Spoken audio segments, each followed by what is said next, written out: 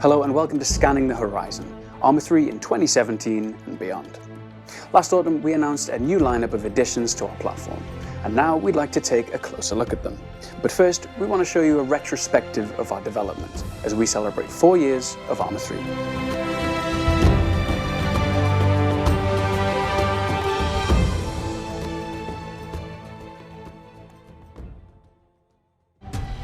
Over the past few years, supported by our strategy of releasing free platform updates and premium DLCs, there's been some truly splendid progress. While there's way too much to cover here, perhaps the standout addition is ArmA 3 Apex, and the platform improvements leading up to it. Released in summer 2016, we invited players to discover Tanoa, 100 square kilometers of South Pacific island terrain. Another big milestone we're proud to announce is the growth of the ArmA 3 player base to over 3 million. That's thanks in no small part, of course, to the continued strength, talent and diversity of community content. In fact, we've seen some of that work in action in the recent ArmA 3 Machinima contest. And while we're on the subject, thanks again to all the entrants for their great work and congratulations to the winners. Back in 2013, we made a promise to release a solid platform and tirelessly expand upon it. And with the unveiling of our third post-release roadmap late last year, we're set to continue making ArmA 3 the most authentic, diverse, open platform in 2017 and beyond. Let's take a look now with a particular focus on the upcoming release, ArmA 3 Jets DLC. Jets DLC is a package of premium aircraft supported by a free platform update for everyone. It's also the first DLC we've worked on in partnership with a third-party developer, Bravo 01 Studios.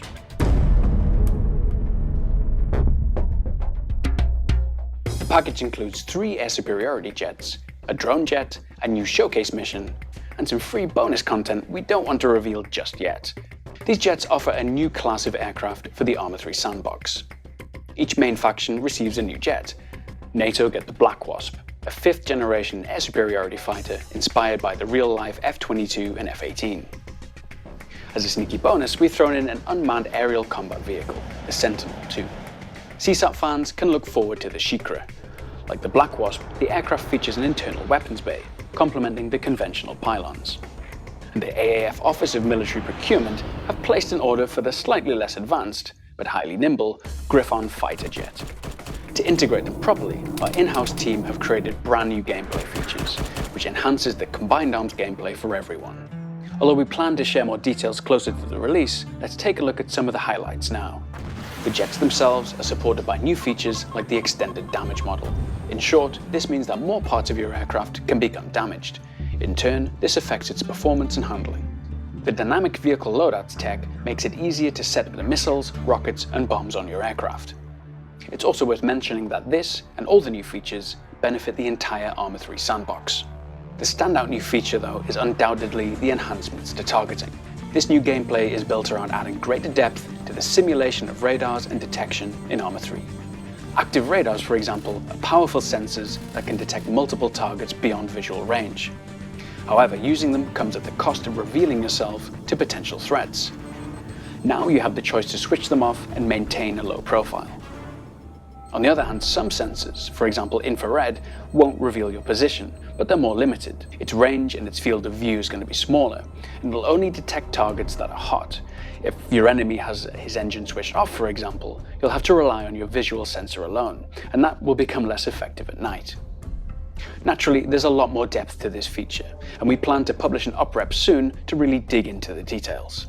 Overall, we think Jets DLC adds really meaningful new gameplay, new choices that help balance the lethality of our advanced weapon systems in an authentic way.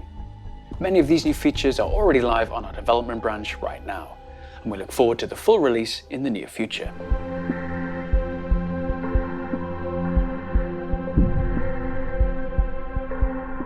ArmA 3 Malden is a free DLC slated for release in June, alongside the 16th anniversary of our series. It adds a new terrain, Malden.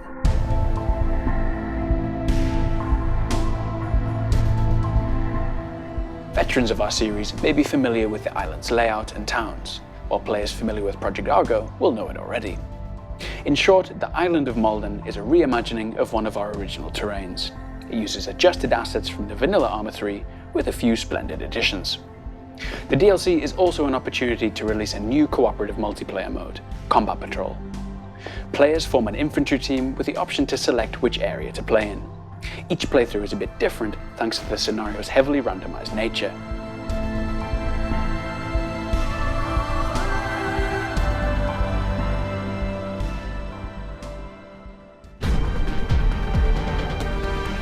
The so-called Orange DLC is the codename for a small development taking place in our new studio in Amsterdam.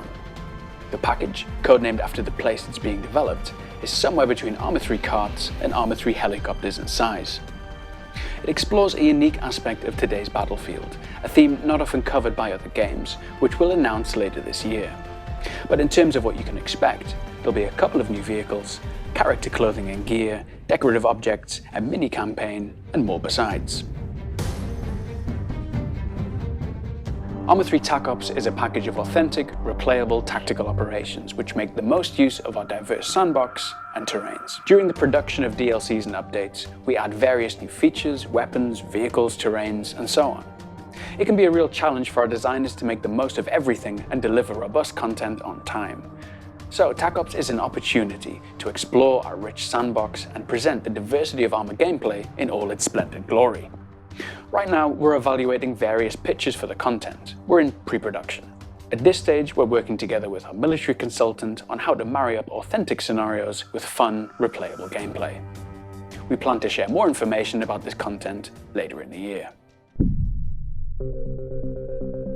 As you might know, here at Bohemia Interactive, we're pretty big fans of tanks. In fact, so much so that we have our very own in the back garden of our studio.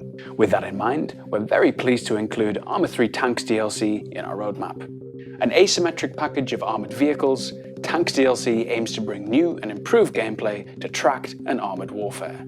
We're just about to wrap up the pre-production phase of our development, which is where we make basic choices about its content and features and form a plan for production proper.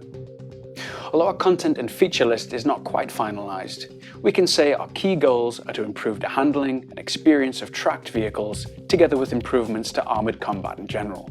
Ultimately, with new premium vehicles and free features, we want to focus on the advantages and disadvantages of different vehicles within our combined ARM sandbox, offering players meaningful choices together with a richer experience.